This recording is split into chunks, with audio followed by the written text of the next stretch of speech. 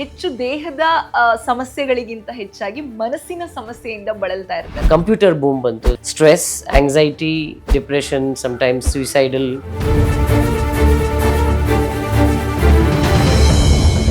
ಯಾರ ಜೊತೆನೂ ಸೇರೋದಿಲ್ಲ, ಯಾರ ಹತ್ರನೂ ಮಾತಾಡೋದಿಲ್ಲ, ಈ ರೀತಿ ಆಗ್ತಾ ಇದೆ. ನಾವು ಇನ್ನೊಬ್ಬರ ಹತ್ರ ಮಾತಾಡೋದಕ್ಕೆ ನಮ್ಗೆ ಇಷ್ಟ ಇಲ್ಲ. ನಾವು ಪಕ್ಕದ ಮನೆಯವ್ರಿಗೆ ಏನಾಗ್ತಿದೆ ನಾವು ಕೇರ್ ಇಲ್ಲ. ಮಕ್ಕಳಿಗೆ ಒಂದು ದೊಡ್ಡ ಪ್ರಭಾವ ಬೀಳ್ತಾ ಇದೆ. ರಾಮ ಇರ್ಬೋದು, ಕೃಷ್ಣ ಇರ್ಬೋದು, ಶಿವ ಇರ್ಬೋದು, ಇವರೆಲ್ಲ ಬೇಕಾದಷ್ಟು ತಪ್ಪುಗಳು ಮಾಡಿದ್ರು. ದೇವರಂತ ಪೂಜೆ ಮಾಡಿದ್ರು. ಸೊ ಮಕ್ಕಳು ಮಾಡೋ ತಪ್ಪನ್ನು ನಾವು ಯಾಕೆ ಅಷ್ಟು ಜೋರಾಗಿ ನಾವು ಖಂಡಿಸ್ತೀವಿ? ಲಿವಿಂಗ್ ಟುಗೆದರ್ ರಿಲೇಶನ್ಶಿಪ್ ಅಲ್ಲಿ ಇರ್ತಾರೆ, ತದನಂತರ ಅದು ಕೊಲೆಯಾಗಿ ಸಮಟೈಮ್ಸ್ ಮಾರ್ಪಡತ್ತೆ, ಇಲ್ಲ ಆತ್ಮಹತ್ಯೆಯಾಗಿ ಮಾರ್ಪಡತ್ತೆ. ಮಕ್ಕಳಿಗೆ ಇವಾಗ ಎಲ್ಲ ನಿಮಗೆ ತೆಕ್ಕೊಟ್ಬಿಟ್ಟಿದ್ದೀರಾ. ಏನು ಬೇಕು ಅದನ್ನು ಮುಂಚೆನೇ ತೊಗೊಂಡು ಬಂದು ಕೊಟ್ಟಿರ್ತೀರಾ. ಆ್ಯಂಡ್ ಈ ಗರ್ಲ್ ಫ್ರೆಂಡ್ ಬಾಯ್ ಫ್ರೆಂಡ್ ಬೇರೆ ಮಾಡ್ಕೊಂಡಿರ್ತಾರೆ. ಸೊ ನೀನು ಏನೇ ಒಂದು ಹೇಳಿದ್ರು ನನಗೆ ಬೇಜಾರು ಅನಿಸುತ್ತೆ. That's it.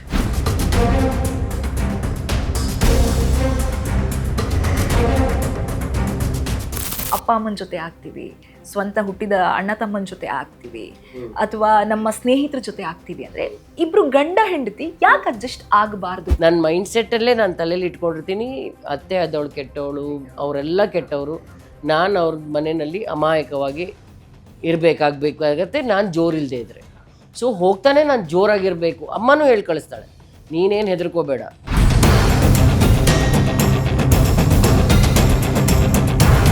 ಯಾರೋ ಒಬ್ರು ನಮ್ಗೇನೋ ಮಾಡಿಬಿಡ್ತಾರೆ, ನಾವು ಇದನ್ನ ಮಾಡಿದ್ರೆ ಹಾಗಾಗತ್ತಾ, ಇದನ್ನ ಮಾಡಿದ್ರೆ ಹೀಗಾಗತ್ತಾ. ನೀವು ಯಾವುದೋ ಕಂಡಕ್ಟರ್ ನೋಡಿನೂ ಬ್ಲಷ್ ಆಗ್ತೀರಾ, ಇನ್ಯಾರನ್ನೋ ನೋಡಿ ಬ್ಲಷ್ ಆಗ್ತೀರಾ. ಬ್ಲಷ್ ಆಗೋ ಸೈನ್ನ ಗಂಡು ಮಕ್ಕಳು ಈಸಿಯಾಗಿ ಅರ್ಥ ಮಾಡ್ಕೋತಾರೆ. So they will start thinking you are giving an invite. Don't blush.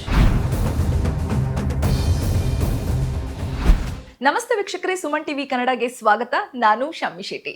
ಇವತ್ತು ಒಂದು ಒಳ್ಳೆ ವಿಚಾರದ ಬಗ್ಗೆ ನಿಮಗೆ ತಿಳಿಸ್ಕೊಡ್ಲಿಕ್ಕೆ ನನ್ನ ಜೊತೆ ಒಂದು ಬೆಸ್ಟ್ ವ್ಯಕ್ತಿಯನ್ನ ಕರ್ಕೊಂಡು ಬಂದಿದ್ದೀನಿ. ಯಾಕಂತಂದ್ರೆ ಈಗಿನ ಕಾಲದಲ್ಲಿ ಪ್ರೆಸೆಂಟ್ ಇರುವ ಸಿಚುವೇಶನ್ ಅಲ್ಲಿ ಎಲ್ಲಾ ಮನುಷ್ಯರು ದೇಹದ ಕಾಯಿಲೆಗಿಂತ ಹೆಚ್ಚು ಮನಸ್ಸಿನ ಕಾಯಿಲೆಯೊಂದಿಗೆ ಒದ್ದಾಡ್ತಾ ಇರ್ತಾರೆ, ಬಳಲ್ತಾ ಇರ್ತಾರೆ. ಡಾಕ್ಟರ್ ಹತ್ರ ಹೋಗ್ಬೇಕು, ಈಗ ನಾರ್ಮಲ್ ಡಾಕ್ಟರ್ ಹತ್ರ ಹೋಗೋದು ಕಡಿಮೆ ಆಗಿದೆ, ಬದಲಿಗೆ ಮನಃಶಾಸ್ತ್ರಜ್ಞರ ಹತ್ರ ಹೋಗುವಂಥದ್ದು ಜಾಸ್ತಿ ಆಗ್ತಾ ಇದೆ. ಇಡೀ ನಮ್ಮ ದೇಹವನ್ನ ನೋಡಿದ್ರೆ ಮೆದುಳು ಅತಿ ಚಿಕ್ಕ ಅಂಗ, ಆದ್ರೆ ಅದರ ಕೆಲಸ ಮಾತ್ರ ಅತಿ ಹೆಚ್ಚು.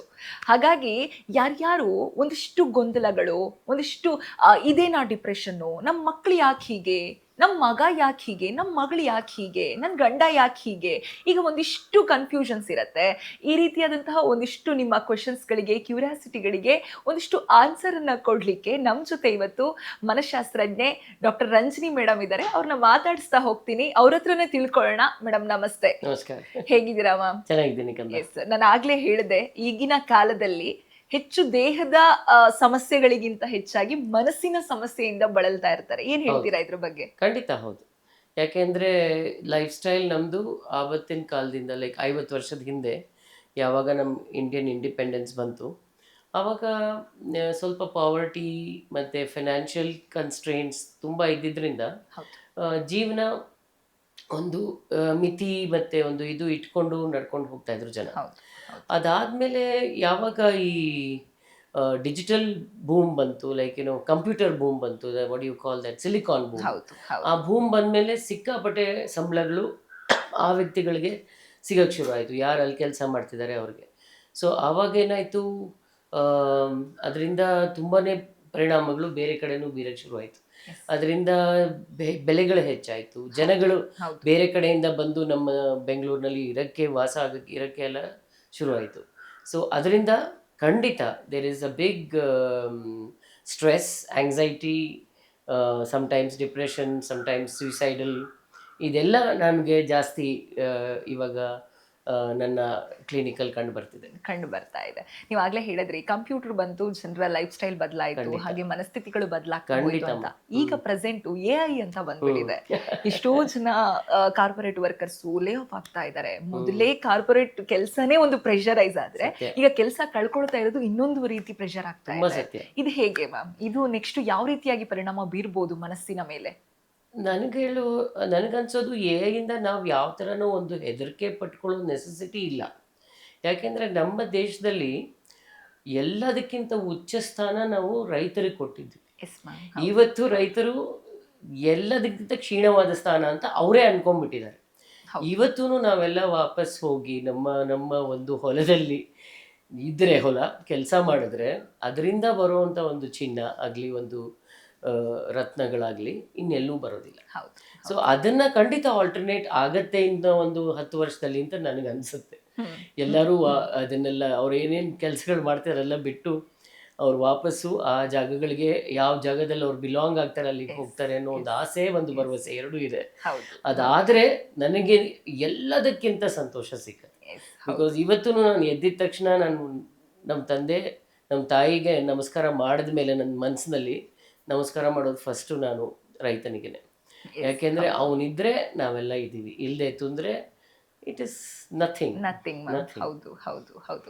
ಇನ್ನೊಂದ್ ಕಡೆ ನನಗೆ ಕ್ಯೂರಿಯಾಸಿಟಿ ಬರೋದು ಮ್ಯಾಮ್, ನಾನು ಕಾಲೇಜ್ಗೆ ಸ್ಕೂಲ್ಗೆಲ್ಲ ಹೋಗ್ತಾ ಇದ್ದಾಗ ಸುಮ್ನೆ ಒಂದು ಬ್ಯಾಗ್ ತಗ್ಲಾಕೊಂಡು ಇಲ್ಲ ಈ ಫಿಲ್ಮ್ ಅಲ್ಲೆಲ್ಲ ತೋರಿಸುವಾಗೆ ಒಂದು ನೋಟ್ ಬುಕ್ ಹಿಡ್ಕೊಂಡು ಹೋಗ್ತಾ ಇದ್ದೆ. ಬಟ್ ಈಗಿನ ಮಕ್ಕಳನ್ನ ನೋಡಿದ್ರೆ ಮ್ಯಾಮ್, ಒಂದು ಇಷ್ಟು ದಪ್ಪ ಬ್ಯಾಗ್ನ ಒಂದು ಕಷ್ಟಪಟ್ಟು ಓದ್ಕೊಂಡು, ಅದು ಬೆಳಗ್ಗೆ 5 ಗಂಟೆಗೆ ಎದ್ದು 7 ಗಂಟೆಗೆಲ್ಲ ಬಸ್ ಹತ್ತಿ ಮತ್ತೆ ಸಂಜೆ ವಾಪಸ್ ಬಂದು, ಮಕ್ಕಳು ಒಂದ್ ರೀತಿಯಲ್ಲಿ ಟ್ಯೂಷನ್ ಅದು ಇದು ಅಂತ ಹೇಳಿ ಬ್ಯುಸಿ ಆಗ್ತಿದ್ದಾರೆ. ಸಂಗೀತ class, dance class. Yes, of course talent is important, but ma'am ಎಲ್ಲೋ ಒಂದು ಕಡೆ ಬಾಲ್ಯನ ಮಕ್ಕಳು ಕಳ್ಕೊಂತಿದ್ದಾರೆ. ಟು ವಾಟ್ ಎಕ್ಸ್ಟೆಂಟ್ ಯಾವಾಗ್ಲೂ ಯೋಚನೆ ಮಾಡಬೇಕು. ಇವಾಗ ಸತ್ಯವಾಗಿ ನನ್ನಲ್ಲಿ ಆ ಒಂದು ಕಲೆ ಮೂಡಿ ಬಂದು ಅದರಲ್ಲಿ ನಾನು ಕೇಳಿದ್ರೆ ನನ್ನ ತಾಯಿ ತಂದೆಗೆ ಹೋಗಿ ನಾನು ಡಾನ್ಸ್ ಕಲಿಬೇಕು, ಆವತ್ತಿನ ಕಾಲದಲ್ಲಿ ಅದಿತ್ತು. ನಾನು ಕೇಳಿದಾಗ ನಮ್ಮ ಅಪ್ಪ ಅಮ್ಮ ಯೋಚನೆ ಮಾಡಿ ಅವ್ರ ಬಡ್ಜೆಟ್ ಅಲ್ಲಿ ಇದ್ರೆ ಅದನ್ನ ನಮಗೆ ಪ್ರೊವೈಡ್ ಮಾಡೋದು. ಇವತ್ತು ನೀನ್ ಕೇಳ್ತೀಯಾ, ಬಿಡ್ತೀಯಾ, ನಿನ್ನೊಂದು 10 ತರ ಪ್ರೋಗ್ರಾಮ್ಸ್ಗೆ ಹಾಕೊಂಡಿರ್ತಾರೆ. ಅದು ಈ ಹಾಲಿಡೇಸ್ ಬಂದ್ರಂತೂ ಈ ಸಮ್ಮರ್ ಕ್ಯಾಂಪು ಅದು ಇದು ಅಂತ ಎಂಗೇಜ್ ಮಾಡಿ ಮಕ್ಳಿಗೆ ತುಂಬಾ ಸ್ಟ್ರೆಸ್ ಆಗುತ್ತೆ. ಅವ್ರಿಗೆ ತುಂಬಾ ಅಂದ್ರೆ ತುಂಬಾ ಸ್ಟ್ರೆಸ್ ಆಗುತ್ತೆ. ನನ್ಗೆ ಮೊನ್ನೆ ಕೂಡ ಒಂದು ಹುಡುಗ ಬಂದಿದ್ದ, ಅವ್ನು ಹೇಳ್ತಿದ್ದ, ನಾನು ಗ್ಯಾಜೆಟ್ ಅಲ್ಲಿ ಕಂಪ್ಲೀಟ್ ಆಗಿ ನನ್ನನ್ನು ನಾನು ಇಮರ್ಸ್ ಮಾಡ್ಕೊಳ್ಳೋಕೆ ಇಷ್ಟಪಡ್ತೀನಿ. ಯಾಕೆಂದ್ರೆ ನನ್ಗೆ ಇನ್ಯಾರ ಹತ್ರನೂ ಮಾತಾಡೋಕೆ ಇಷ್ಟ ಇಲ್ಲ. ಬಿಕಾಸ್ ಯಾರು ಮಾತಾಡೋದಿಲ್ಲ. ನಮ್ಮ ತಂದೆ ಅಂತೂ ನಂಗೆ ಸಿಕ್ಕೋದೇ ಇಲ್ಲ, ಅಂಡ್ ನಮ್ಮ ತಾಯಿ ಪಾಪ ಮಿಕ್ಕಿದ್ದೆಲ್ಲ ಕೆಲಸದಲ್ಲಿ ಬಿಸಿ ಇರ್ತಾರೆ. ಸೊ ನಾನು ಖಂಡಿತ ನನ್ಗೆ ಇನ್ಯಾರು ಮಾತಾಡ್ಲಿಕ್ಕಿಲ್ಲ. ಅಂಡ್ ಮಾತಾಡಿದ್ರೆ ಅದಕ್ಕೆ ಬೇರೆ ಬೇಜಾರು ಮಾಡ್ಕೋತಾರೆ. ಸೊ ಅದರಿಂದ ನಾನು ಕಂಪ್ಯೂಟರೋ ಇಲ್ಲ ಲ್ಯಾಪ್ಟಾಪೋ ಇಲ್ಲ ಇದು ಮೊಬೈಲ್ ಇವುಗಳಲ್ಲಿ ನನ್ನ ಒಂದು, ಯಾಕೆ ನಾನು ಯಾವಾಗಲೂ ಕೇಳ್ತೀನಿ ಪೇರೆಂಟ್ಸ್ ಬಂದು ನನಗೆ ಕಂಪ್ಲೇಂಟ್ ಮಾಡ್ತಾರೆ. ಯಾವಾಗಲೂ ಒಂದು ಸ್ಪೆಸಿಫಿಕ್ ಕಂಪ್ಲೇಂಟ್ ಅವ್ರದ್ದು ಏನು ಅಂದರೆ, ಮೊಬೈಲ್ ಫೋನಲ್ಲಿ 3 ಹೊತ್ತು ನನ್ನ ಮಕ್ಕಳು ಮುಳುಗಿರ್ತಾರೆ. 3 ಹೊತ್ತು ಅವ್ರಿಗೆ ಸಿಕ್ಕಲ್ಲ. ಸಿಕ್ಕಿದ ಸಮಯದಲ್ಲಿ ಅವ್ರಿಗೊಂದು ಎಂಟರ್ಟೈನ್ಮೆಂಟ್ ಅಂತ ಇರೋದು ಮೊಬೈಲ್ ಒಂದೇ ಇವತ್ತಿನ ಕಾಲದಲ್ಲಿ. ಇನ್ನೊಂದು, ಅವ್ರ ಮೊಬೈಲ್ನಲ್ಲಿ ಏನು ಹುಡುಕ್ತಾ ಇದ್ದಾರೆ ಅದನ್ನ ನೀವು ಪ್ರೊವೈಡ್ ಮಾಡದೇ ಇರೋದನ್ನು ಹುಡುಕ್ತಾ ಇದ್ದಾರೆ. ಏನಿರ್ಬೋದು ಅದು? Appreciation and acceptance and validation, ಇದನ್ನು ಹುಡುಕ್ತಾ ಇದ್ದಾರೆ. ಯಾಕೆ ಹುಡುಕ್ತಾ ಇದ್ದಾರೆ ಅಂದರೆ, ನೀವು ಅದನ್ನು ಕೊಡ್ತಾ ಇಲ್ಲ.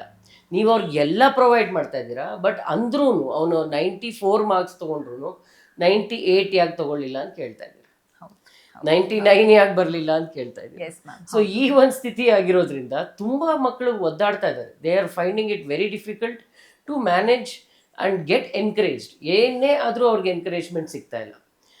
ಯಾವಾಗಲೂ ಒಂದು ಸೋಲು, ನೀನು ಚೆನ್ನಾಗಿ ಮಾಡ್ಬೋದಿತ್ತು, ನೀನು ಹಿಂಗೆ ಮಾಡ್ಬೋದಿತ್ತು, ಹಂಗೆ ಇದೇ ಆಗಿರೋದ್ರಿಂದ ಅವ್ರ friends wow you did this ಅಂತ ಹೇಳಿದ್ರೆ ಅವ್ರು ಖುಷಿ ಆಗ್ತಾರೆ. ಸೊ ಅವ್ರು ಡೆಫಿನೆಟ್ಲಿ ಇನ್ಸ್ಟಾಗ್ರಾಮಲ್ಲಿ ಇರ್ತಾರೆ, ಫೇಸ್ಬುಕ್ಕಲ್ಲಿ ಇರ್ತಾರೆ.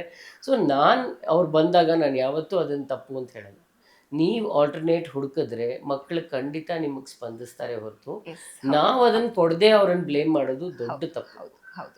ಒಂದು ಸರ್ಕಲ್ ಇರುತ್ತೆ ಮ್ಯಾಮ್, ಇಲ್ಲ ಒಂದು ಏರಿಯಾ ಇರುತ್ತೆ, ಅಲ್ಲಿ ಪೇರೆಂಟ್ ಅಂಡ್ ಮಕ್ಕಳು ವಾಸವಾಗಿದ್ರೆ ಸಮ್ ಪೇರೆಂಟ್ಸ್ ಹೇಳುವಂಥದ್ದು, ನೀನ್ ಅವ್ರ ಮನೆ ಮಗನ್ ತರ ಯಾಕಿಲ್ಲ, ಇವ್ರ ಮಗನ್ ತರ ಯಾಕಿಲ್ಲ, ಇವ್ರ ಮಗಳ ತರ ಎಲ್ಲ.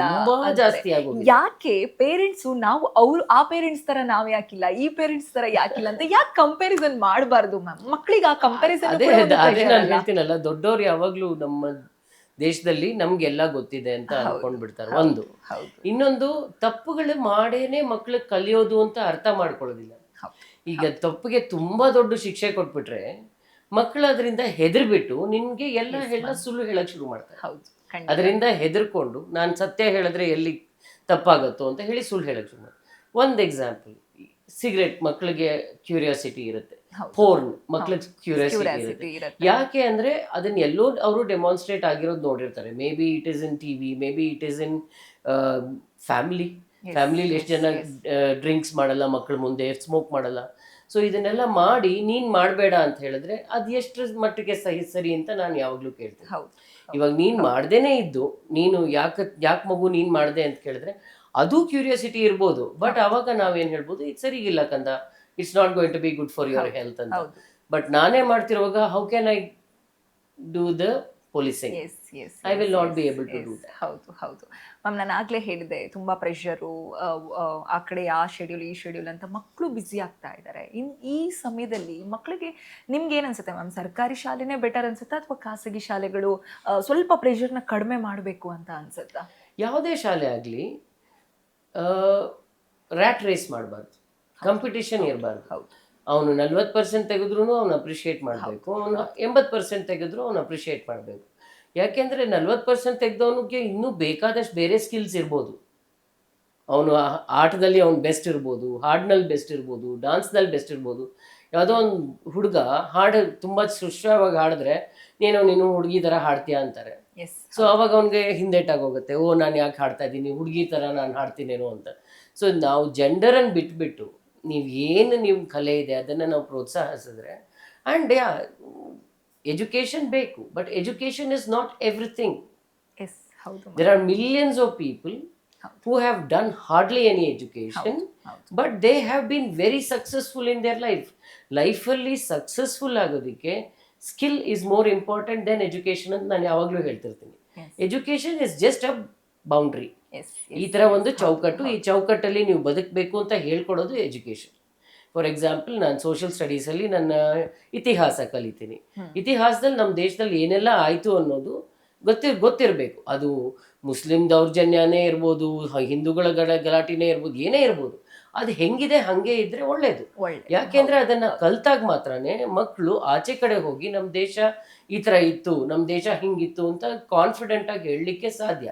ಅದಕ್ಕೆ ನಾವು ಇತಿಹಾಸ ಕಲಿತೀವಿ. ಅಯ್ಯೋ ಯಾಕಪ್ಪ ನಾವು ಹಿಸ್ಟ್ರಿ ಕಲಿತೀವಿ ಅಂದರೆ, ಅಯ್ಯೋ ಹೌದು ನನಗೂ ಹಾಗೆ ಇತ್ತು ಅಂತ ಹೇಳೋದಕ್ಕಿಂತ ನೀನು ಆಚೆ ಕಡೆ ಹೊರದೇಶಕ್ಕೆ ಹೋದಾಗ ನೋಡ್ಕೊಂಡ ಇದೆಲ್ಲ ನೀನು ಹೇಳ್ಬೋದು, ನಿನಗೆ ಒಂದು ಪ್ರೌಡ್ ಫೀಲ್ ಆಗುತ್ತೆ, ಅದರಿಂದ ನೀನು ಕಲಿಬೇಕು. ಇಲ್ಲದ್ರೆ ಯಾರನ್ನ ಭಾರತದ ಬಗ್ಗೆ ಏನು ಅಂತಂದ್ರೆ ನಿಂಗೆ ಗೊತ್ತಿರೋದಿಲ್ಲ, ನೀನು ಹೇಳಕ್ಕಾಗೋದಿಲ್ಲ. ಈ ಥರ ಎನ್ಕರೇಜ್ಮೆಂಟ್ ಮಕ್ಕಳಿಗೆ ಯಾರು ಕೊಡ್ತಾ ಇಲ್ಲ.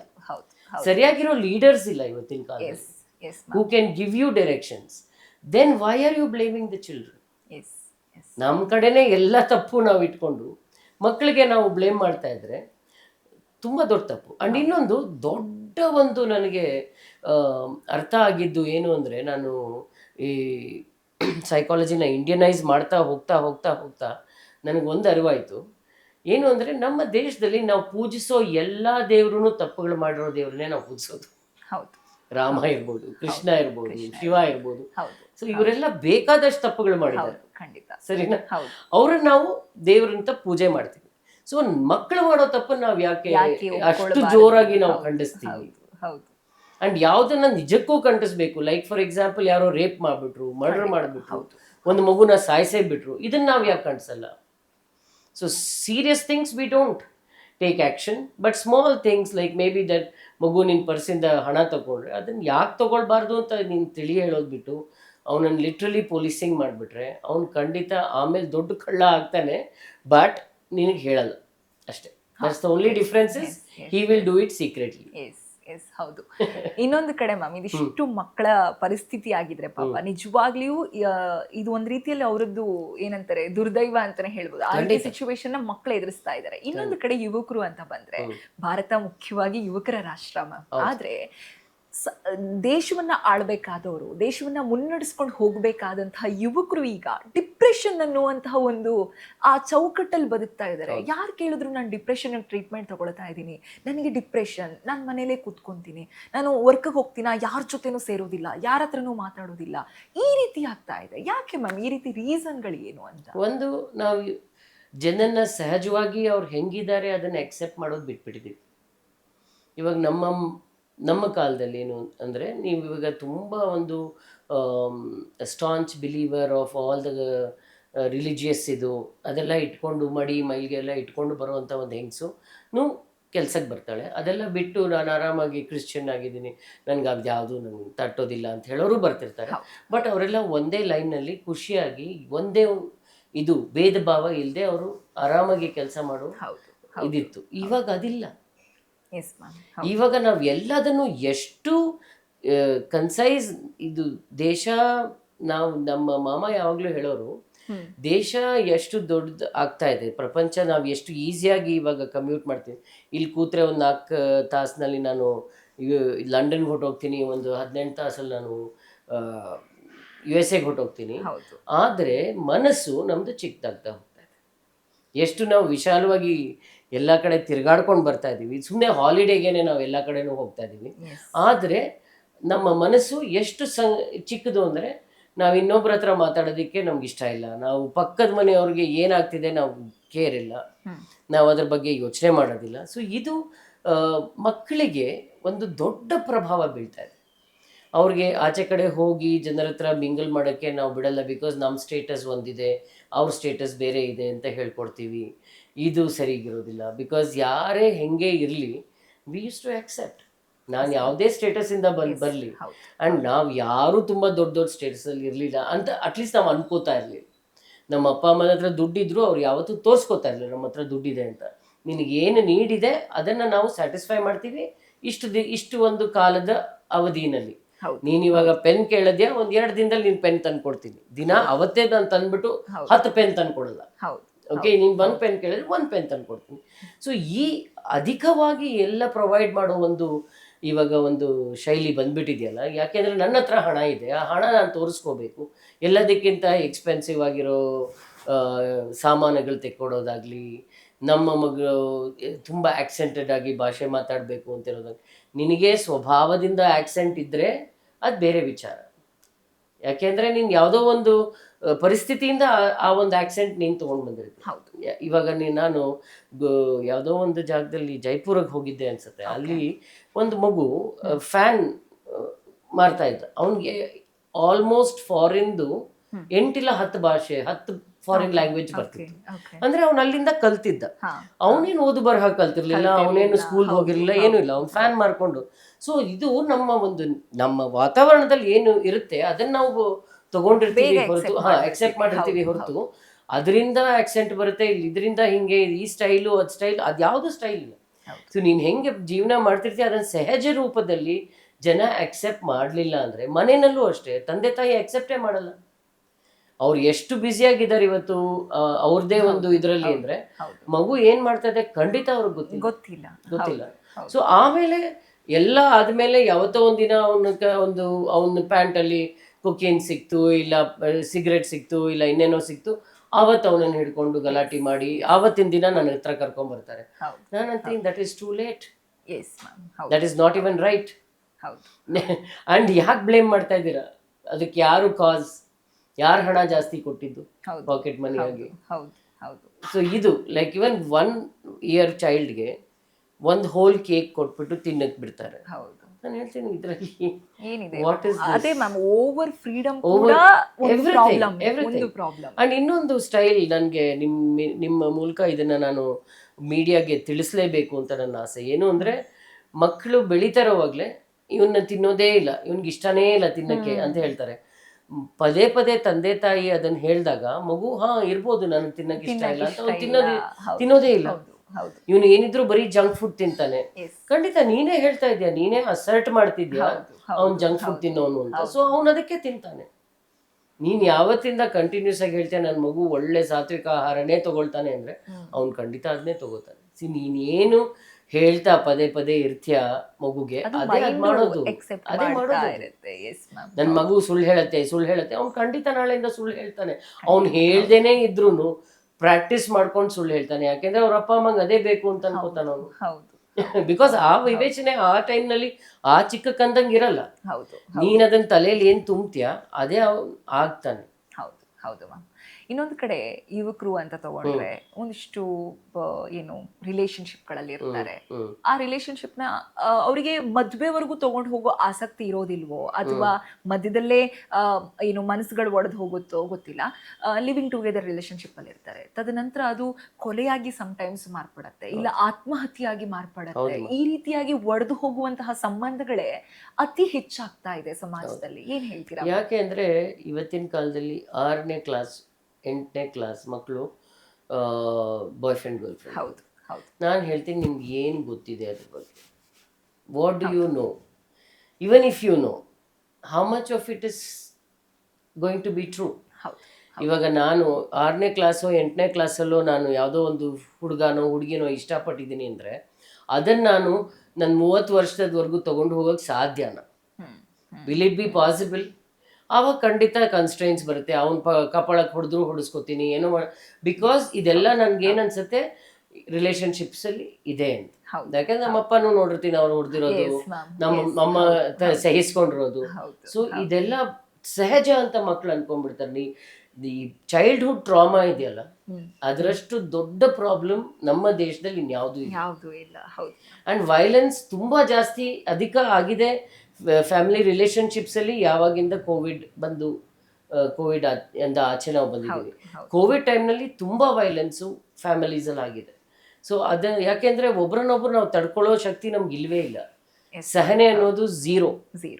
ಸೊ ಗಂಡ ಏನೋ ಹೇಳ್ದ ಹೆಂಡತಿ ಹೋಗಿ, ಹೆಂಡತಿ ಏನೋ ಹೇಳ್ದ ಗಂಡ ಹೋಗಿ. ಈಗೋ ತುಂಬ ಜಾಸ್ತಿ. ಈಗೋ ಜಾಸ್ತಿ ಯಾಕಾಗತ್ತೆ ಅಂದರೆ ನಾನು ಹಣ ಬೇಕಾದಕ್ಕಿಂತ ಜಾಸ್ತಿ ಸಂಪಾದಿಸ್ತಾ ಇರೋದು. ನನಗೆ ಎಷ್ಟು ಬೇಕು ಅಷ್ಟು ಹಣ ಸಂಪಾದಿಸಿದ್ರೆ ಮಾತ್ರನೇ ಅದನ್ನು ನಾನು ಸರಿಯಾಗಿ ಒಂದು ಪುಣ್ಯದ ಒಂದು ಕೆಲಸಗಳಲ್ಲಿ ನಾನು ಅದನ್ನು ಇನ್ವೆಸ್ಟ್ ಮಾಡ್ತೀನಿ. ನನಗೆ ಯಾವಾಗ ಅದು ಕೆಟ್ಟ ಒಂದು ರೂಪದಿಂದ ಬರುತ್ತೆ, ಇಲ್ಲ ನನಗೆ ಜಾಸ್ತಿ ಅಧಿಕವಾಗಿ ಬರುತ್ತೆ, ನಾನು ಯಾವತ್ತೂ ಯೋಚನೆ ಮಾಡಬೇಕು ನನಗೆ ಈ ಒಂದು ಕೆಲಸ ಮಾಡ್ತಾ ಇದ್ದೀನಲ್ಲ ಇದಕ್ಕೆ ಸಮರ್ಥವಾದ ಸಂಬಳ ಬರ್ತಾ ಇದೆಯಾ.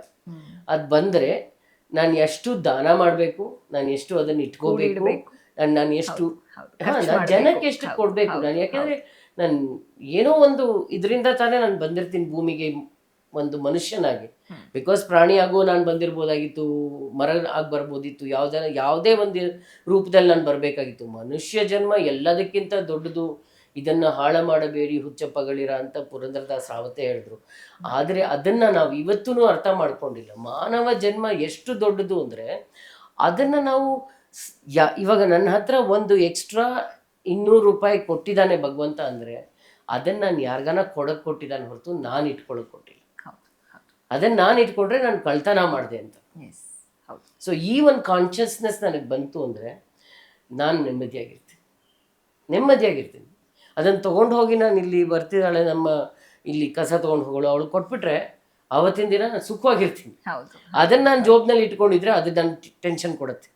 ಇದರಲ್ಲಿ ಏನು ಮಾಡಲಿ, ಏನೋ ಹೋಗಿ ನಾನು ಕೆಟ್ಟ ವಿಚಾರದಲ್ಲಿ ಕೆಟ್ಟದೇ ಖರ್ಚು ಮಾಡ್ತೀನಿ ಹೊರತು ಒಳ್ಳೆ ಖರ್ಚು ಮಾಡ್ಲಿಕ್ಕೆ ಸಾಧ್ಯನೇ ಇಲ್ಲ. ಸೊ ಅದು ಇಂಪಾರ್ಟೆಂಟ್. ನನಗೆ ಎಷ್ಟು ಬೇಕು.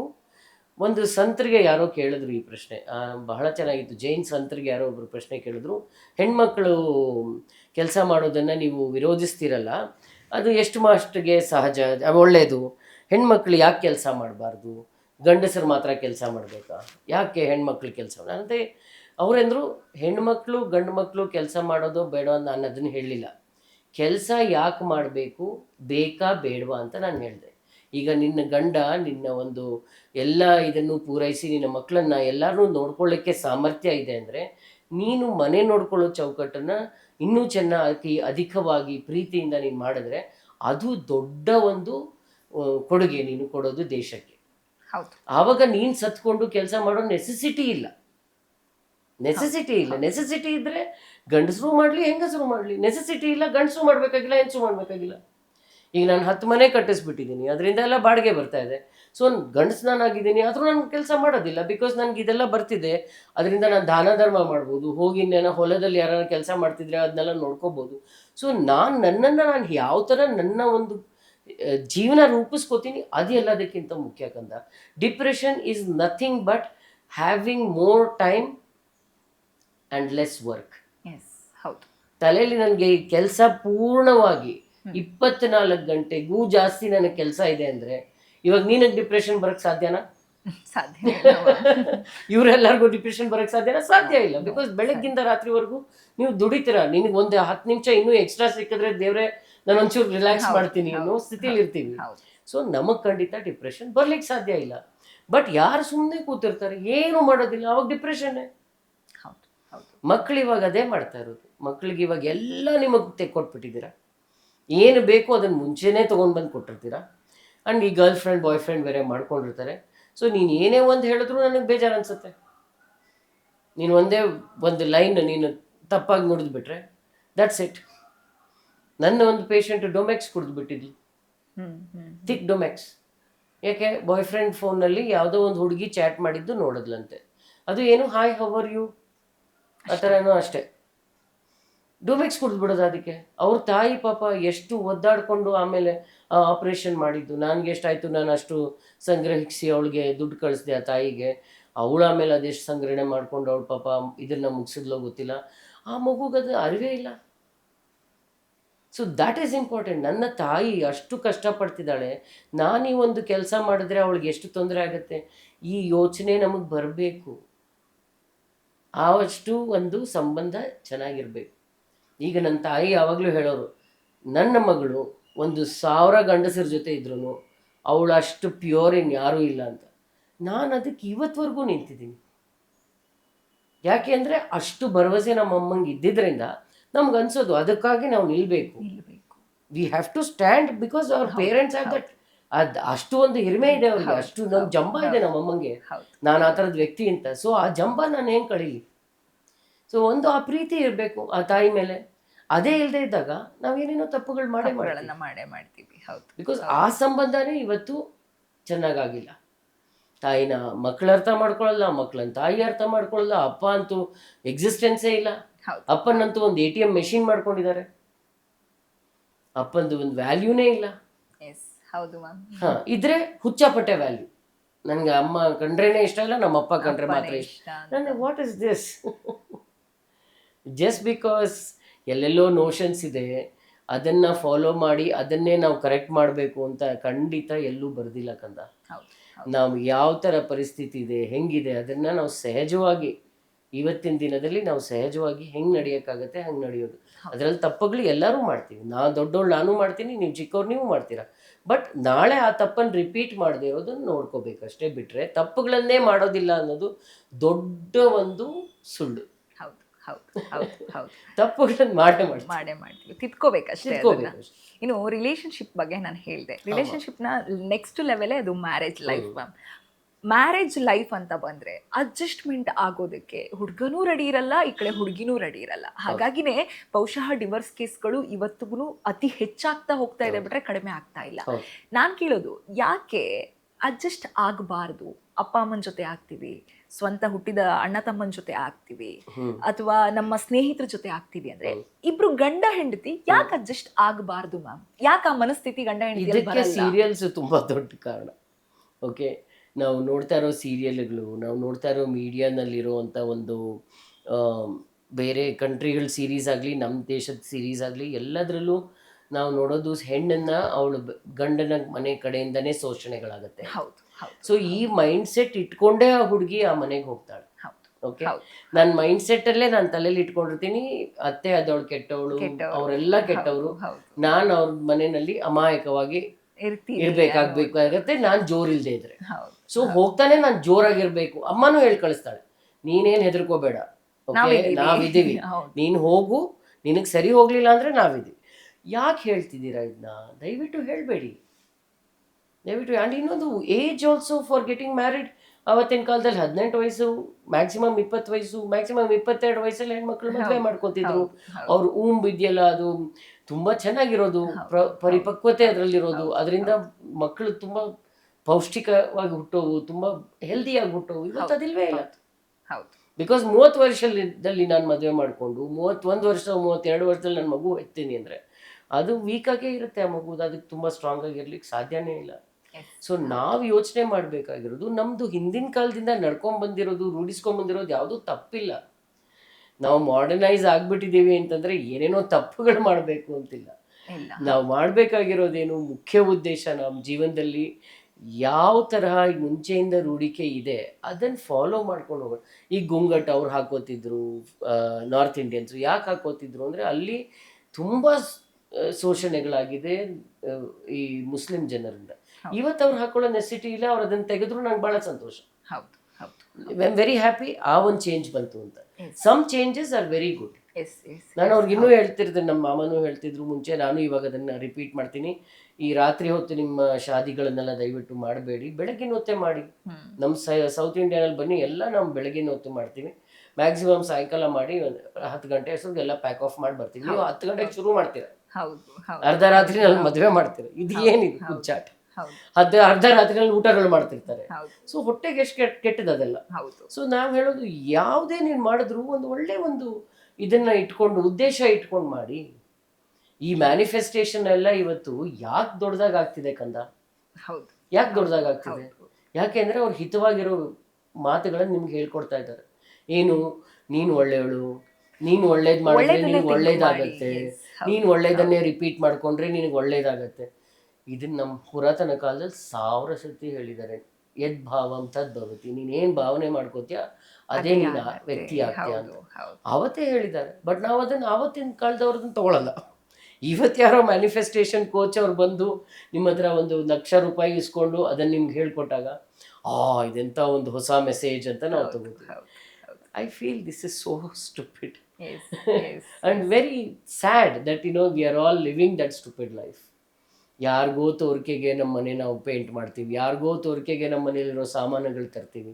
ಸೊ ನಾನು ಹೇಳೋದು, ಈ ಸಣ್ಣ ಡೆಲಿಕೇಟ್ ಆಗಿರೋ ಮ್ಯಾರೇಜನ್ನು ನಾವು ಅದನ್ನು ನೀಟಾಗಿ ನೋಡ್ಕೊಬೇಕು ಅಂದರೆ every day should be a honeymoon. You can't have a honeymoon time for just about 6 months. Honeymoon period it's all your lifetime. Lifetime ನಾವು ಆ ವ್ಯಕ್ತಿಗೆ, ಯಾರಿಗೆ ನಾವು ಸುತ್ತೋವಾಗ ಯಾರಿಗೆ ನಾವು ಪ್ರಾಮಿಸ್ ಮಾಡ್ತಾ ಇರ್ತೀವಿ, ಒಂದೊಂದು ಸುತ್ತಲೂ ನಾನು ಈ ಥರ ಇರ್ತೀನಿ ನಿನ್ನ ಜೊತೆ, ಅದನ್ನು ಕೂಡ ನಾವು ಅವ್ರಿಗೆ ಕರೆಕ್ಟಾಗಿ ಎಕ್ಸ್ಪ್ಲೇನೂ ಮಾಡಿರೋದಿಲ್ಲ, ಅದು ನಮ್ಮ ತಲೆಗೂ ಹೋಗಿರೋದಿಲ್ಲ. ಸೊ ನಾವು ಅದನ್ನು ಪಾಲನೆ ಮಾಡಲ್ಲ. ಅದನ್ನು ಪಾಲನೆ ಮಾಡಬೇಕು. ನಾನು ನಿನಗೆ ಯಾವತ್ತೂ ರಕ್ಷಣೆ ಕೊಡ್ತೀನಿ ಅನ್ನೋನು ಹೊಡಿಬಾರ್ದು. ಕೈ ಎಷ್ಟೇ ಕೋಪ ಬಂದರೂ ಎತ್ತಬಾರ್ದು. ನಾನು ಪ್ರೊಟೆಕ್ಟ್ ಮಾಡ್ತೀನಿ ಅಂತ ಹೇಳಿ ನಿನ್ನನ್ನು ಕರ್ಕೊಂಬಂದಿರೋದು, ನಾನು ಯಾರ್ದೋ ಮನೆಯಿಂದ ನಿನ್ನನ್ನು ಕರ್ಕೊಂಬಂದಿರೋದು. ನನಗೆ ಆ ರೆಸ್ಪೆಕ್ಟ್ ನಿನ್ನ ಮೇಲೆ ಯಾವಾಗಲೂ ಇರಬೇಕು. ಆ ರೆಸ್ಪೆಕ್ಟ್ ಇದ್ದಿದ್ದ ಮನೆಗಳು ಯಾವತ್ತೂ ಚೆನ್ನಾಗಿರುತ್ತೆ, ಸುಂದರವಾಗಿ ನಡೆಯುತ್ತೆ. ಯಾಕೆಂದರೆ ಹೆಣ್ಮಗಳು ಯಾವ ಮನೆಯಲ್ಲಿ ನಗ್ನಗ್ತಾ ಇರ್ತಾಳೆ ಆ ಮನೆ ಸ್ವರ್ಗ. ನಮ್ಮ ತಂದೆ ಯಾವಾಗಲೂ ಹೇಳ್ತಿದ್ರು, ಮಗಳಿಗೆ ಖುಷಿಯಾಗಿರೋವಂಥ ಮನೆ ಯಾವತ್ತೂ ಸ್ವರ್ಗ. ಯಾವ ಮನೆಯಲ್ಲಿ ಹೆಣ್ಮಗಳು ಯಾವಾಗಲೂ ಅಳ್ತಾ ಇರ್ತಾಳೆ ಅದು ದೊಡ್ಡ ನರಕ ಅಂತ. ಸೊ ಆ ಒಂದು, ಯಾಕೆಂದರೆ ನೀವು ಎಲ್ಲಿಂದನೋ ಕರ್ಕೊಂಬಂದಿರ್ತೀರ ಆ ಮಗಳನ್ನ, ಅವಳಿಗೆ ಶೋಷಣೆ ಮಾಡೋದು ಎಲ್ಲದಕ್ಕಿಂತ ದೊಡ್ಡ ಅಪರಾಧ. ಒಂದು ಕಡೆ ಶೋಷಣೆಯಿಂದ ಡಿವೋರ್ಸ್ ಕೇಸ್ ಜಾಸ್ತಿ ಆಗ್ತಿದ್ರೆ, ಇನ್ನೊಂದು ಕಡೆ ಅಡ್ಜಸ್ಟ್ಮೆಂಟ್, ಈಗೋ ಸಮಸ್ಯೆ, ಸಣ್ಣ ಪುಟ್ಟ ನಿದ್ದೆ ಮಾಡ್ತಾ ಇಬ್ರಲ್ಲೊಬ್ರು ಗೊರಕೆ ಹೊಡಿತಾರೆ ಅಂತಂದ್ರೆ ಡಿವೋರ್ಸ್, ಗಂಡ ಕುರ್ಕುರೆ ತಂದ್ಕೊಟ್ಟಿಲ್ಲ ಅಂದ್ರೆ ಡಿವೋರ್ಸ್, ಗಂಡ ಮೊಬೈಲ್ ಸೈಲೆಂಟ್ ಇಡ್ಲಿಲ್ಲ ಅಂತ ಡಿವೋರ್ಸ್, ಈ ರೀತಿ ಡಿವೋರ್ಸ್. ಇಷ್ಟ್ರ ಮಟ್ಟಿಗೆ ಈ ಸಮಾಜ ಯಾಕೆ ಆ ಕಡೆ ಹೋಗ್ತಾ ಇದೆ? ನಂದು ಈಗೋ ಇನ್ಫ್ಲೇಟ್ ಆಗೋಗಿದೆ. ಇನ್ನೊಂದು, ನನಗೆ ಸ್ವಂತವಾಗಿ ನನಗೆ ಬದುಕಕ್ಕಾಗತ್ತೆ ಅನ್ನೋ ಒಂದು ಭರವಸೆ ಇದೆ. ಹೆಣ್ಮಗಳಿಗೆ ಒಂದು ಭರವಸೆ ಇದೆ, ನಾನು ಸ್ವಂತವಾಗಿ ಬದುಕಕ್ಕಾಗತ್ತೆ. ನಾನು ಹೇಳ್ತೀನಿ, ಆವಾಗ ಮದುವೆ ಮಾಡ್ಕೋಬೇಡ. ನಿನಗೆ ಸ್ವಂತವಾಗಿ ಇಂಡಿಪೆಂಡೆಂಟ್ ಆಗಿ ಯಾವುದೇ ಕಾರಣಕ್ಕೂ ನಾನು ನನ್ನ ಆರಾಮಾಗಿ ನನ್ನ ಒಂದು ಇದ್ರಲ್ಲಿ ನಾನು ಬದುಕ್ತೀನಿ ಅಂದರೆ ಸ್ಟುಡಿಯೋ ಅಪಾರ್ಟ್ಮೆಂಟ್ ಕೊಟ್ಕೋ, ಅದರಲ್ಲಿ EMI ಕಟ್ಕೋ, ಒಂದು ನಾಯಿ ಸಾಕೋ, ಖುಷಿಯಾಗಿರು, ಬೆಕ್ ಸಾಕೋ, ಖುಷಿಯಾಗಿರು, ಪ್ಲಾಂಟ್ ಬೆಳೆಸು, ಖುಷಿಯಾಗಿರು, ಯಾರು ಬೇಡ ಅನ್ನಲ್ಲ. ಬಟ್ ಮದುವೆ ಮಾಡ್ಕೊಂಡ್ರೆ adjustment is the word. You have to adjust. ನೀನು ಯಾವುದೇ ಕಾರಣಕ್ಕೆ ಮದುವೆ ಆಗು, ನೀನು ಪೇರೆಂಟ್ಸ್ ಪ್ರೆಷರಿಂದ ಮದುವೆ ಆಗು, ನಿಂದೇ ಸ್ವಂತ ಒಂದು ಆಯ್ಕೆಯಿಂದ ಮದುವೆ ಆಗು, adjustment is the must. Because ಒಂದೇ ಥರ ಇಬ್ಬರು ಯೋಚನೆ ಮಾಡೋಕ್ಕೆ ಸಾಧ್ಯನೇ ಇಲ್ಲ. ಆ ವ್ಯಕ್ತಿನೇ ಬೇರೆ ಒಂದು ಸಂಸ್ಕಾರದಿಂದ ಬಂದ್ಯಾ, ನೀನೇ ಒಂದು ಬೇರೆ ಸಂಸ್ಕಾರದಿಂದ ಬಂದ್ಯಾ, ನಿನ್ನ ಒಂದು ಅಬ್ರಿಂಗಿಂಗೇ ಬೇರೆ ಇದೆ, ಅಬ್ರಿಂಗಿಂಗೇ ಬೇರೆ ಇದೆ. ಅವ್ನು ಟವಲ್ ಖಂಡಿತ ಅಲ್ಲಿ ಬಿಸಾಕ್ತಾನೆ, ನೀನು 10 ಸತಿ ಎತ್ತಿಡು ಅವ್ನು ಬಿಸಾಕ್ತಾನೆ. ಸೊ ನಿನ್ನ ಇದನ್ನು ನೀನು ಹೆಂಗೆ ಎತ್ತಿಟ್ಕೋತೀಯ ಅದನ್ನು ನೀನು ನೋಡ್ಬೋದು ಹೊರತು, ಅವನನ್ನ ಚೇಂಜ್ ಮಾಡ್ತೀನಿ ಅಂದರೆ ನೀನು ಅವ್ನ ತಾಯಿ ಆಗೋಕ್ಕೆ ಶುರು ಆಗ್ತೀಯ. ನೀನು ಅವ್ನ ತಾಯಿ ಆದಮೇಲೆ ನೀನು ಅವ್ನ ಹೆಂಡತಿ ಆಗೋಕ್ಕೆ ಸಾಧ್ಯ ಇಲ್ಲ. Either you can be his mother or you can be his wife. Be his wife. Ignore all these stupid things. ಅವ್ನು ಮಾಡಲಿಲ್ಲ ಬಿಸಾಕು, ಅದಕ್ಕೇನಂತೆ. ಹೌದು, ಯಾರನ್ನೂ ಮೆಚ್ಚೋ ಅವಶ್ಯಕತೆ ಇಲ್ಲ. ಅಲ್ಲ, ನಾನು ಹೇಳೋದು ನಮ್ಮ ಮನೇನ ನೀನು 5-star ಹೋಟೆಲ್ ಹಂಗೆ ಇಟ್ಕೊಳ್ಳೋ ನೆಸೆಸಿಟಿನೇ ಇಲ್ಲ, ಖಂಡಿತ ಇಲ್ಲ. ಮನೆ ಹಂಗಿರ್ಬೇಕು, 5-star ಹೋಟೆಲ್ 5-star ಹೋಟೆಲ್ ಹಂಗಿರ್ಬೇಕು. You should not try to imitate everything which is existent in the world, because it's not possible. And ಮಾಡಕ್ ಸಾಧ್ಯನ ಖಂಡಿತ ಮಾಡಿ, ಇಬ್ರಿಗೂ ಅದೇ ಖುಷಿನ ಮಾಡಿ. ಹೌದು. ಇವಾಗ ಗಂಡ ಹೆಂಡತಿ ಇಬ್ರು ಅದೇ ಇಂಟ್ರೆಸ್ಟ್ ಇದೆ, ನಾನು ಅಡುಗೆನೂ ಮಾಡ್ತೀನಿ, ಮನೆನೂ ಕ್ಲೀನ್ ಇಡ್ತೀನಿ. If that is the motto, do it. But don't force yourself to do it, because that will become a stress. That will become the reason to fight. That will become the reason to divorce. Yes ma'am, ಹೌದು ಹೌದು. So ನಾನು ಹೇಳೋದು, ಯಾವುದನ್ನ ಹುಟ್ಟು ಗುಣ ಇರುತ್ತಲ್ಲ ಸುಟ್ಟರು ಹೋಗಲ್ಲ ಅಂತ ಹೇಳ್ತಾರೆ. Okay. ನಮ್ ಗಾದೆ ಮಾತು ಯಾವತ್ತೂ ಸುಳ್ಳಾಗಲ್ಲ. Yes ma'am. ಸೊ ಹುಟ್ಟು ಗುಣ ಇರುತ್ತೆ ಆ ಹುಡುಗನ್ಗೆ, ಅದನ್ನ ನೀನು ಕರೆಕ್ಟ್ ಮಾಡಕ್ ಹೋಯ್ತು ಅಂದ್ರೆ ನೀನು you are suffering all life. Yes ma'am, ಹೌದು. I always tell, leave them, yes, leave them as they are. ಹೌದು ನೀನ್ ತಲೆನಲ್ಲಿ ಕ್ಲೀನ್ ಕ್ಲೀನ್ ಕ್ಲೀನ್ ಇದ್ರೆ ನೀನ್ ಮಾಡ್ಕೋ ಕ್ಲೀನ್. ಹೌದು ಹೌದು. ಅಂಡ್ ಅದು ಒ ಸಿ ಡಿ ಅಲ್ಲ. ಒ ಸಿ ಡಿ ಒಂದು ಪೇಷಂಟ್ ಅನ್ನು ನೀವು ನೋಡಿದ್ರೆ ದಯವಿಟ್ಟು ನಿಮ್ಮನ್ನು ನೀವು ಒ ಸಿ ಡಿ ಅನ್ಕೋಬೇಡಿ. ನಾನು ಬೇಕಾದ್ರೆ ನಿಮಗೆ ಒಂದು ಒ ಸಿ ಡಿ ಪೇಷಂಟನ್ನು ತೋರಿಸ್ತೀನಿ. ಅವ್ರು ಯಾವ ಲೆವೆಲ್ಗೆ ಕಷ್ಟಪಡ್ತಿರ್ತಾರೆ ನೋಡಿದ್ಮೇಲೆ ನೀವು ಲೈಫಲ್ಲಿ ಒ ಸಿ ಡಿ ಅಂತ ಹೇಳಲ್ಲ, ಡಿಪ್ರೆಷನ್ ಅಂತ ಹೇಳಲ್ಲ. ಇವೆಲ್ಲ ತುಂಬ strong words which are mental health words. ಅದನ್ನು ದಯವಿಟ್ಟು ಸಹಜವಾಗಿ ಸೊಸೈಟಿನಲ್ಲಿ ಉಪಯೋಗಿಸೋದನ್ನು ಬಿಟ್ಬಿಡಿ. ಬಿಕಾಸ್ ನೀವು ಡಿಪ್ರೆಷನ್ ಅಂತ ನಿಮಗೆ ನೀವು ಅಂದ್ಕೊಂಡ್ರೆ ನೀವು ಅದನ್ನು ಓದ್ತೀರಾ ಗೂಗಲಲ್ಲಿ, ಆ್ಯಂಡ್ ಆ ಲೆವೆಲ್ಗೆ ನಿಮಗೆ ಕಷ್ಟ ಆಗ್ತಿದೆ ಅಂತ ನೀವು ಅಂದ್ಕೊಂಡ್ಬಿಡ್ತೀರಾ. ಸೊ ಸ್ಯಾಡ್ನೆಸ್ ಇದ್ದರೆ ಸ್ಯಾಡ್ನೆಸ್ ಇದೆ ಅನ್ನಿ, ಲೋನ್ಲಿನೆಸ್ ಇದ್ದರೆ ಲೋನ್ಲಿನೆಸ್ ಇದೆ ಅನ್ನಿ. Don't relate everything to depression. ಹೌದು ಹೌದು. ಸೊ ಈ ವರ್ಡ್ಸು ನಮ್ಮ ಇವಾಗ ನಾನು ಒಂದು ಕಲ್ತ್ಕೊಂಡೆ, ಒಬ್ಬರು ಡಾಕ್ಟರ್ ಹತ್ರ ಹೋದಾಗ ಅವರಂದ್ರು ನನ್ನ ಹತ್ರ ನನಗೆ ಅಸ್ತಮಾ ಇದೆ, ನಂಗೆ ತುಂಬ ಕಷ್ಟ ಆಗುತ್ತೆ ಹೇಳ್ತಾ ಇರ್ತಿದ್ದೆ. ಸೊ ಅವರಂದ್ರು ಓನರ್ಶಿಪ್ ಯಾಕೆ ತಗೋತಾ ಇದ್ದೆ ಆಸ್ತಮಾಗೆ? ಎಸ್ ಮ್ಯಾಮ್, ಹೌದು. ಅವ್ರು ಹೇಳ್ತಾರೆ ಒಂದ್ಸತಿ ಆಸ್ತಮಾ ಬರುತ್ತೆ ಅವಾಗ ನಂಗೆ ಸ್ವಲ್ಪ ಕಷ್ಟ ಆಗತ್ತೆ ಅಂತ ಹೇಳು, ಹೌದು ಬಟ್ ಆಸ್ತಮಾ ನನ್ನಲ್ಲೇ ಇದೆ ಅಂತ ಹೇಳ್ಬೇಡ, ಬಿಕಾಸ್ ಅದು ಮತ್ತೆ ಬಂದು ಕೂತ್ಕೊಂಡ್ಬಿಡುತ್ತೆ. ಹೌದು. ಸೊ ನಾವು ಯಾವ ಥರ ಎಕ್ಸ್ಪ್ರೆಸ್ ಮಾಡ್ತೀವಿ, that is also very important. Now that I don't tell it, I don't have it much. Yes ma'am, ಹೌದು. So a lot is the way you accept your life. And ಸಹಜವಾಗಿ ನಾವು ಯಾವ ಥರ ಬದುಕ್ತಾ ಇದ್ದೀವಿ ಅದು ಸತ್ಯ. ಆ್ಯಂಡ್ ಅದನ್ನು ನಾವು ಖಂಡಿತ ಆ್ಯಸ್ ಇಟ್ ಈಸ್ ತೊಗೊಂಡು ರೆಸ್ಪೆಕ್ಟ್ ಕೊಡೋಣ ಅದಕ್ಕೆ. Let us not try to do something which we are not. ನಾವು ಫ್ಯಾಂಟಸಿನಲ್ಲಿ ಬದುಕೋದು ಬೇಡ, ಅಸಂಪ್ಷನಲ್ಲಿ ಬದುಕೋದು ಬೇಡ. ಇವಾಗ ನಾವು ಇನ್ನೂ ಒಂದು ನಾನು ನೋಡಿದ್ದೀನಿ ಡಿವೋರ್ಸಿಗೆ ಕಾರಣ, ನಾನು ಅಸ್ಯೂಮ್ ಮಾಡ್ಕೊಂಡು ಬಿಡ್ತೀನಿ ನನ್ನ ಗಂಡ ಹಿಂಗೆ, ಅವ್ನು ಹಿಂಗೆ, ಅವ್ನು ಈ ಥರ ಆ ಥರ, ಅವ್ನು ಹಂಗೆ ಇರೋದಿಲ್ಲ. ಸೊ ನಿಂಗೆ ಡಿಸಪಾಯಿಂಟ್ಮೆಂಟ್ ಶುರು. ಹೌದು. ಸೊ ಅಸ್ಯೂಮ್ ಮಾಡಬೇಡ, ಹೆಂಗೆ ಅವನಿದ್ದಾನೆ ಹಂಗೆ ಅಕ್ಸೆಪ್ಟ್ ಮಾಡು. This is how he is. Almost ತುಂಬಾ ಜನ ತಲೆಯಲ್ಲಿ ಅಸಂಪ್ಷನ್ಸ್ನೇ ಸತ್ಯ ಮಾಡ್ಕೊಂಡು ಬದುಕ್ತಾರೆ. ಸೊ ನೀನು ಸತ್ಯದಲ್ಲಿ ಬದುಕ್ತಿಲ್ಲ, ಬೇರೆಯವ್ರಿಗೂ ಸತ್ಯದಲ್ಲಿ ಬದುಕಕ್ಕೆ ಬಿಡ್ತಾ ಇಲ್ಲ. ಸೊ ಅದು it's a very tough thing. ನಂದು ಇದೊಂದು ಲಾಸ್ಟ್ ಕ್ವಶನ್. ಆಂಗ್ಸೈಟಿ. ಹಾಗಾದ್ರೆ ಇಡೀ ಪ್ರಪಂಚವೇ ಆಂಗ್ಸೈಟಿ ಹಿಂದೆ ಇದೆಯಾ, ಅಥವಾ ಆಂಗ್ಸೈಟಿ ಇಡೀ ಪ್ರಪಂಚಕ್ಕೆ ಸ್ಟಾರ್ಟ್ ಆಗ್ಬಿಟ್ಟಿದ್ಯಾ ಅಂತ? ಯಾರು ಕೇಳಿದ್ರು ನನಗೆ ಆಂಗ್ಸೈಟಿ, ಅಯ್ಯೋ ನನಗೆ ಆಂಗ್ಸೈಟಿ ಅನ್ನೋ, ಅಂದ್ರೆ ಅವ್ರನ್ನ ಅವರೇ ಆಂಗ್ಸೈಟಿಗೆ ತಳ್ತಾ ಇದ್ದಾರೆ. ಹೌದು ಹೌದು. ಸಿ ಆಂಕ್ಷಿಯಸ್ನೆಸ್ ಎಲ್ಲರನ್ನಲ್ಲೂ ಒಂದು ಸ್ವಲ್ಪ ಇರಲೇಬೇಕು. ಇವಾಗ ನಾನು ಒಂಚೂರು ಆಂಕ್ಷಿಯಸ್ ಆಗಿದ್ದಾಗಲೇ ನಾನು ಹೋಗಿ ನನ್ನ ಕೆಲಸಗಳನ್ನ ನಾನು ಸರಿಯಾಗಿ ಮಾಡ್ಕೊಂಡು ಹೌದಾ. ಅದನ್ನು ಎಕ್ಸೆಸ್ ಆಗಿ ನಾನು ಮಾಡ್ಕೊಳ್ಬೇಕು ಅಂದರೆ ಅದನ್ನು ರಿಪಿಟೇಷನಲ್ಲಿ ಹೇಳ್ತಾ ಇರ್ತೀನಿ. ನಾನು ಏನು ರಿಪಿಟೇಷನಾಗಿ ಹೇಳ್ತಾ ಇರ್ತೀನಿ, ನನ್ನ ಮೈಂಡ್ ಅದನ್ನು ತೊಗೊಳ್ಸಿ. ಫಾರ್ ಎಕ್ಸಾಂಪಲ್, ಮಕ್ಕಳನ್ನ ನಾವಿದ್ದಾಗ ವರ್ಡ್ಸನ್ನ ಒಂದು 20 ಸತಿ 30 ಸತಿ ಹೇಳ್ಸೋರು, ಸ್ಪೆಲ್ಲಿಂಗ್ಸ್ನ. ನಮಗೆ ಈ ಕಷ್ಟವಾದ ಸ್ಪೆಲ್ಲಿಂಗ್ಸ್ ಎಲ್ಲ ಹೇಳ್ತಾ ಇದ್ರೆ ನಮಗೆ ಮಂದಟಾಗೋದು. ಸೊ ಈ repetition of anything it gets into your head ಅಂತ ನಮಗೆ ಗೊತ್ತಾಗಬೇಕು, right? It's some simple thing. ನಾವು ಕಿಂಡರ್ ಗಾರ್ಡನಲ್ಲಿ ಕಲ್ತಿರೋದನ್ನ.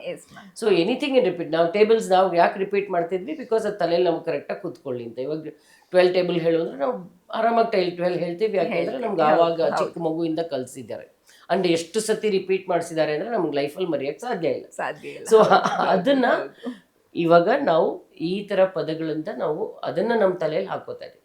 ಓ ನನಗೆ ಭಯ ಇದೆ, ಓ ನನಗೆ ಆಂಗ್ಸೈಟಿ ಇದೆ, oh I am so scared. ನಾಳೆ ನೀನು ಎಲ್ಲದಕ್ಕೂ ಹೆದರ್ಕೊಳ್ಳೋಕೆ ಶುರು ಮಾಡಿ. So I am not scared, I am the fearless person ಅಂತ ಹೇಳ್ಕೊಳ್ಳೋಕೆ ಶುರು ಮಾಡು. You will become extremely fearless. ಎಲ್ಲೋ ಒಂದು ಕಡೆ ಮ್ಯಾಮ್ ನನ್ಗೆ ಅನ್ಸೋದು ಆಂಗ್ಸೈಟಿ ವಿಚಾರಕ್ಕೆ, ಆಫೀಸ್ಗೆ ಲೇಟ್ ಆಗಿ ಹೋದ್ರೆ ಬಾಸ್ ಬೈದ್ ಬಿಡ್ತಾರೆ, ಇಲ್ಲ ಕೆಲ್ಸದಿಂದನೇ ತೆಗೆದು ಬಿಡ್ತಾರೆ, ಆ ಭಯ. ಮನೆಗೆ ಬರೋದ್ ಲೇಟ್ ಆದ್ರೆ ಹೆಂಡತಿ ಬೈತಾಳೇನೋ, ಆ ಭಯ.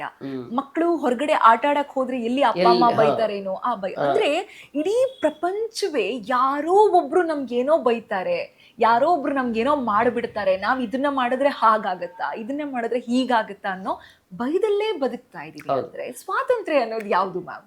ಸ್ವತಂತ್ರ ನಮ್ಮ ದೇಶದಲ್ಲಿ ಇಲ್ವೇ ಇಲ್ಲ. ಸ್ವತಂತ್ರ ನಾವು ಅನ್ಕೊಂಡಿದ್ದೀವಿ, ನಮ್ಮ ದೇಶ ಒಂದು ಸ್ವತಂತ್ರ ಆಯಿತು ಬಿಟ್ಟರೆ ವ್ಯಕ್ತಿಗಳ ಸ್ವತಂತ್ರ ಇಲ್ವೇ ಇಲ್ಲ. ವ್ಯಕ್ತಿಗಳು ಯಾವಾಗ ಸ್ವತಂತ್ರ ಆಗ್ತೀವಿ ನಾವು ಅಂದರೆ, ಯಾವಾಗ ನಾವು ಭಯವೇ ಇಲ್ಲದೆ ನಾವು ಬದುಕ್ತೀವಿ, ಆವತ್ತೇ ನಾವು ಸ್ವತಂತ್ರ. ಹೌದು ಓಕೆ, ಅದನ್ನ ನಾವು ಯಾವತ್ತೂ ಕ್ರ್ಯಾಕೇ ಮಾಡಿಲ್ಲ ನಾವು ಅದನ್ನ. ಹೌದು ಏನೋ ಒಂಚೂರು ಆರೋಗ್ಯ ಕೆಟ್ಟೋಯ್ತು, ಭಯ ಪಟ್ಕೊಂಡು ಓಡೋಗ್ತೀವಿ. ಹೌದು ಇನ್ನೇನೋ ಆಗೋಯ್ತು, ಭಯ ಪಟ್ಟು ಓಡೋಗ್ತೀವಿ. ಸೊ ಎಲ್ಲದಕ್ಕೂ ಭಯ ಪಡ್ತೀವಿ. ರೇಪ್ ಆಗೋಗುತ್ತೆ ಅಂತ ಭಯ ಪಡ್ತಾರೆ, ಇನ್ನೊಂದು ಆಗೋಗುತ್ತೆ ಅಂತ. ಆ ಭಯದಿಂದನೇ ಅದು ಆಗೋಗುತ್ತೆ. ಆ ಥರ ಒಂದು ಸ್ಥಿತಿ ನಾವು ಕ್ರಿಯೇಟ್ ಮಾಡ್ಕೋತಾ ಇದ್ದೀವಿ ನಮಗೆ ನಾವು. ಹೌದು ಹೌದು ಸೊ ಇದನ್ನ ಲೈಕ್ ಫಾರ್ ಎಕ್ಸಾಂಪಲ್, ನೀನು ಇವಾಗ ಇದು ಫಾರೆಸ್ಟಲ್ಲಿ ಓಡಾಡ್ತಿದ್ಯಾ, ಸಡನ್ನಾಗಿ ಒಂದು ಸಿಂಹ ಬಂತು, ನೀನು ನೋಡಿದೆ ಸಿಂಹ ನೀನು ನೋಡ್ತು ಅಷ್ಟೇ. ನೀನು ಆಮೇಲೆ ತಲೆ ತೆಗೆಸ್ಬಿಟ್ಟು ನೀನು ಪಾಡಿಗೆ ನೀನು ಹೋಗ್ತಾ ಇದೆಯಾ, ಅದು ಹೊಟ್ಟೋಗುತ್ತೆ. ಅದಕ್ಕೆ ಹೊಟ್ಟೆ ತುಂಬಿದ್ರೆ ಅದು ಪಾಡಿಗೆ ಅದು ಹೊಟ್ಟೋಗುತ್ತೆ, ನೀನು ಹೊಟ್ಟೋಗ್ತೀಯ. ಬಟ್ ನೀನು ಭಯ ತೋರಿಸಿದಾಗ ಅದಕ್ಕೂ ಭಯ ಆಗುತ್ತೆ.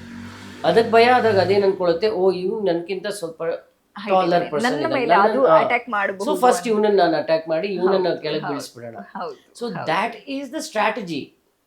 ನನ್ನ ಎನರ್ಜಿನಲ್ಲಿ ಏನೋ ಒಂದು ಅವಾಗ ಪ್ರೊಡ್ಯೂಸ್ ಆಗುತ್ತೆ, which gives the other person a signal that I can do this. For example, ನಾನು ಯಾವಾಗಲೂ ಹೆಣ್ಮಕ್ಳಿಗೆ ಹೇಳ್ತೀನಿ, ನೀವು ಯಾವುದೋ ಕಂಡಕ್ಟರ್ ನೋಡಿನೂ ಏನಂತಾರೆ ಬ್ಲಶ್ ಆಗ್ತೀರ, ಇನ್ಯಾರನ್ನೋ ನೋಡಿ ಬ್ಲಶ್ ಆಗ್ತೀರ. ಬ್ಲಶ್ ಆಗೋ ಸೈನ್ನ ಗಂಡು ಮಕ್ಕಳು ಈಸಿಯಾಗಿ ಅರ್ಥ ಮಾಡ್ಕೋತಾರೆ. So they will start thinking you are giving an invite. Don't blush. What is there to blush in front of everybody? ಯಾರಂದ್ರೆ ಎಲ್ಲರಿಗೂ ನೀವು ಬ್ಲಶ್ ಮಾಡ್ತಿದ್ರೆ, ಆ ಸಿಗ್ನಿಫಿಕೆಂಟ್ ಪರ್ಸನ್ಗೆ ನೀವು ಬ್ಲಶ್ ಮಾಡಿದಾಗ ಅದಕ್ಕೂ ಇದಕ್ಕೂ ಏನು ಡಿಫ್ರೆನ್ಸ್?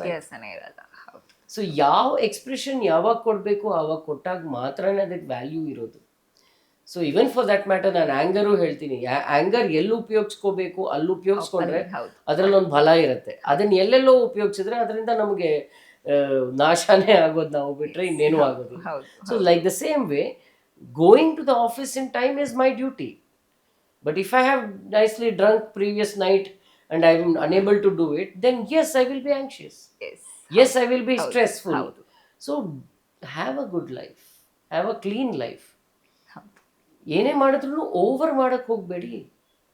ಜಸ್ಟ್ ಬಿಕಾಸ್ ನಿಮ್ಮ ಪಾಕೆಟ್ ಅಷ್ಟೊಂದು ದುಡ್ಡಿದೆ ಅಂದ್ಬಿಟ್ಟು ಕಂಠ ಬರ್ತದೆ ಕುಡಿದು ಎಲ್ಲ ಕಡೆ ವಾಂತಿ ಮಾಡಬೇಕಾಗಿಲ್ಲ. You don't have to do all that. ನೀನು ದಾರುನೇ ತಗೊಳ್ಳೋ ವ್ಯಕ್ತಿ ಆದ್ರೂ ಒಂದು ಪೆಗ್ ತಗೊಂಡು be happy. Limitation important. Think about your life, how long it has to ಗೋ.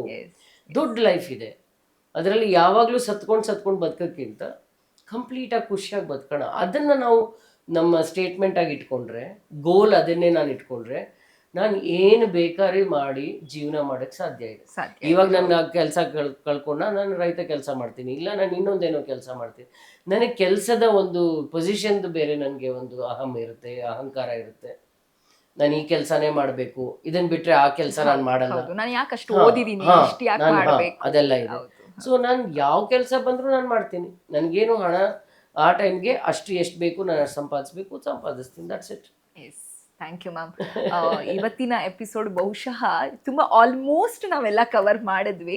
ಇನ್ನಷ್ಟು ಎಪಿಸೋಡ್ಗೆ ಜೊತೆಯಾಗೋಣ, ಒಂದಿಷ್ಟು ವಿಚಾರಗಳನ್ನ ಮತ್ತೆ ಚರ್ಚೆ ಮಾಡ್ತಾ ಇರೋಣ. Thank you so much ma'am. Thank you so much. Thank you so much. Yes, ಕೇಳಿದ್ರಲ್ಲ ವೀಕ್ಷಕರೇ, ಒಂದಿಷ್ಟು ನಿಮ್ಮ ಕುತೂಹಲಕ್ಕೆ, ನಿಮ್ಮ ಒಂದಿಷ್ಟು ಪ್ರಶ್ನೆಗಳಿಗೆ ಮೇಡಮ್ ಉತ್ತರ ಕೊಟ್ಟರು. ಆ್ಯಂಡ್ ಮಕ್ಕಳನ್ನ ಕಂಟ್ರೋಲ್ ಮಾಡೋದನ್ನ ಕಡಿಮೆ ಮಾಡಿ, ರಿಲೇಷನ್ಶಿಪ್ಪಲ್ಲಿ ಎಕ್ಸ್ಪೆಕ್ಟೇಷನ್ಸ್ನ ಕಮ್ಮಿ ಮಾಡ್ಕೊಳ್ಳಿ. ಹಾಗೆಯೇ ಮದುವೆ ಅಂತ ಬಂದರೆ ಅಡ್ಜಸ್ಟ್ಮೆಂಟ್ನ ಆದಷ್ಟು ಬೇಗ ಕಲ್ತ್ಕೊಳ್ಳಿ, ಯಾಕಂದರೆ ಡಿವೋರ್ಸ್ ರೇಟ್ನ ಸ್ವಲ್ಪ ಕಮ್ಮಿ ಮಾಡೋಣ ಅಂತ ಹೇಳ್ತಾ, ಇದಾಗಿತ್ತು ಈ ಹೊತ್ತಿನ ವಿಶೇಷ. ಇನ್ನಷ್ಟು ಈ ಥರ ಕಾರ್ಯಕ್ರಮಗಳಿಗಾಗಿ, ಇನ್ನಷ್ಟು ಅಪ್ಡೇಟ್ಸ್ಗಳಿಗಾಗಿ ನೋಡ್ತಾ ಇರಿ ಸುಮನ್ ಟಿವಿ ಕನ್ನಡ.